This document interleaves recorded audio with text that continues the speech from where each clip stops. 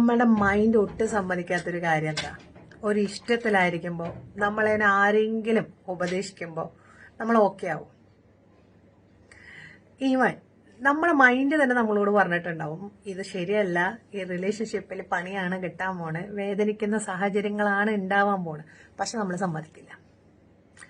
ഈ ഇഷ്ടം കൂടുതൽ കൊടുത്ത് വേദന വാങ്ങുന്ന കൂട്ടരാണത്. നമ്മുടെ ഇഷ്ടം ശരിയാണ്, നമുക്ക് ഇഷ്ടങ്ങൾ ഉണ്ടാവും. പക്ഷെ നമ്മൾ ഫസ്റ്റ് നമുക്കൊരു തിരിച്ചറിവുണ്ടാവുന്ന ഒരു സമയമുണ്ട്, നമുക്ക് നമ്മളേ ഉള്ളൂ. അവിടെയാണ് നമ്മൾ മുകളിലോട്ട് വരാൻ പറ്റുന്നത്. നമുക്ക് നമ്മളേ ഉള്ളൂ എന്നുള്ള തിരിച്ചറിവ് വരുന്ന സമയത്ത് നമ്മുടെ വേദനകൾ നമ്മുടേത് മാത്രമാണ്. നമ്മളെ മനസ്സിലാക്കാൻ സാധിക്കുന്നതും നമുക്ക് തന്നെയാണ്. അവിടെയാണ് നമുക്ക് മുന്നോട്ട് വരാൻ പറ്റുന്നത്. പറ്റാത്തോടത്താണ് പ്രശ്നങ്ങൾ വരുന്നത്. അതിന് നിങ്ങൾ ചെയ്യേണ്ട ഒരു കാര്യം എന്താണെന്ന് വെച്ച് കഴിഞ്ഞാൽ, നമ്മുടെ പ്രശ്നങ്ങളും കാര്യങ്ങളും നമ്മുടെ ലൈഫിൽ ഉണ്ടാവുമ്പോൾ അത് നിങ്ങൾ വിചാരിക്കേണ്ടത് നിങ്ങൾക്ക് മാത്രമല്ല. ഇവിടെ ഇഷ്ടംപോലെ ആളുകൾക്ക് വേദനകൾ വരുന്നുണ്ട്. പക്ഷെ അവരുടെ വേദനയും നിങ്ങളുടെ വേദനയും തമ്മിൽ നമ്മൾ കമ്പാരിസൺ നടത്തണ്ടേ. കാരണം നിങ്ങളുടെ പെയിൻ നിങ്ങളുടേതാണ്. വേറൊരു വ്യക്തിക്ക് അത് എത്രമാത്രമാണെന്ന് നമുക്ക് പറയാനൊന്നും പറ്റില്ല. അപ്പോൾ നമ്മുടെ ഇഷ്ടങ്ങളുടെ കാര്യങ്ങൾ കൊണ്ട് നമ്മളിൽ ഒരു പെയിൻ കയറി വരുന്നു, നമ്മുടെ തോട്ട് ലെവലിൽ മാറിപ്പോകുന്നു. ഇതെല്ലാം വരുന്ന സമയത്ത് മുന്നോട്ട് പോകാൻ പറ്റുന്നില്ല. നമ്മുടെ ഒരു പോസിറ്റീവ് ഫീലാണ് നമുക്ക് ഇഷ്ടങ്ങളിൽ വേണ്ടത്. നമ്മളെ വേണ്ട എന്ന് വെക്കുന്ന സമയത്ത് നമുക്ക് തിരിച്ചറിയാൻ പറ്റാത്ത, ലോകത്തുള്ള എല്ലാവർക്കും തിരിച്ചറിഞ്ഞാലും നമ്മൾ തിരിച്ചറിയാൻ സമ്മതിക്കില്ല. കാണാം നമുക്ക്, പക്ഷെ നമ്മൾ സമ്മതിക്കില്ല.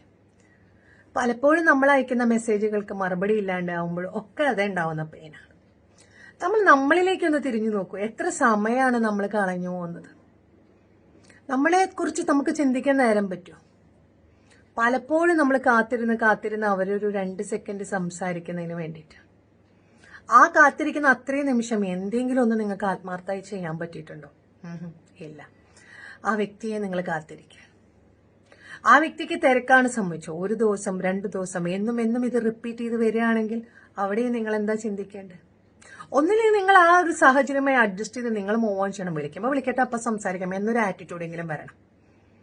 അല്ലാണ്ട് എനിക്ക് മാത്രമാണ് ഇങ്ങനെ എന്ന് ചിന്തിക്കുന്നതിൽ ഒരു കാര്യമില്ല.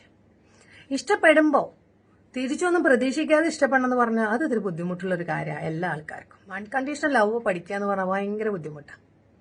പക്ഷെ വേദനിക്കാതിരിക്കണമെങ്കിൽ അൺകണ്ടീഷണൽ ആയിരിക്കണം.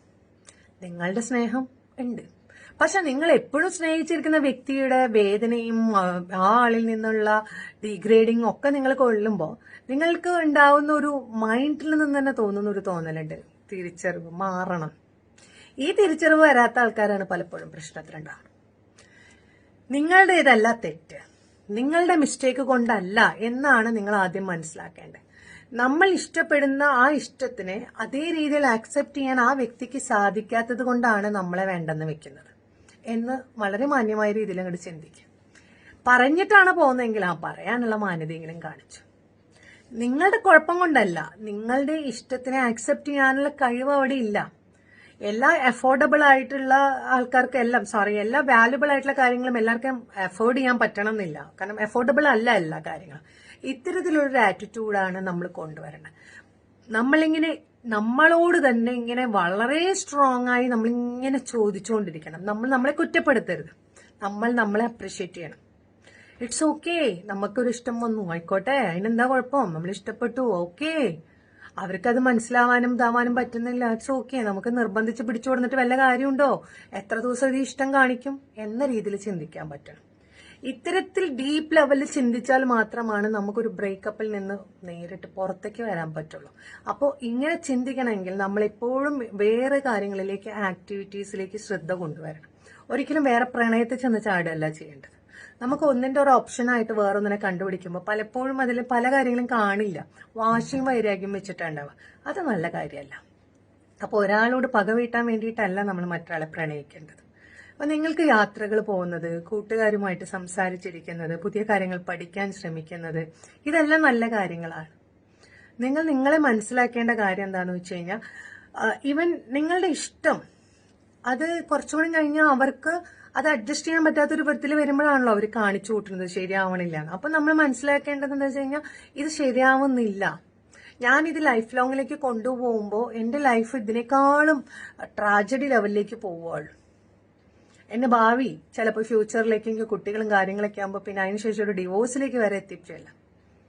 അപ്പൊ എനിക്ക് സന്തോഷവും സമാധാനമാണ് വേണ്ടത്. ഇതാണ് നമ്മൾ ചിന്തിക്കേണ്ടത്. ഒന്ന് സമാധാനമായിട്ടിരുന്നാൽ മതി എന്ന് ചില ബന്ധങ്ങളിൽ ചിന്തിക്കുന്നതിൻ്റെയും കാരണം അതാ. അപ്പം നമ്മളോട് ചോദിക്കേണ്ട ചില ക്വസ്റ്റ്യൻസും കൂടിയാണ് ഞാൻ പറഞ്ഞത്. ഇത്തരത്തിലുള്ള കാര്യങ്ങളിൽ വളരെ സ്ട്രോങ് ആയി നമ്മൾ ചെയ്തുകൊണ്ടിരുന്നാൽ മാത്രമേ നമുക്കിതിന്ന് പുറത്തേക്ക് കടക്കാൻ സാധിക്കൂ.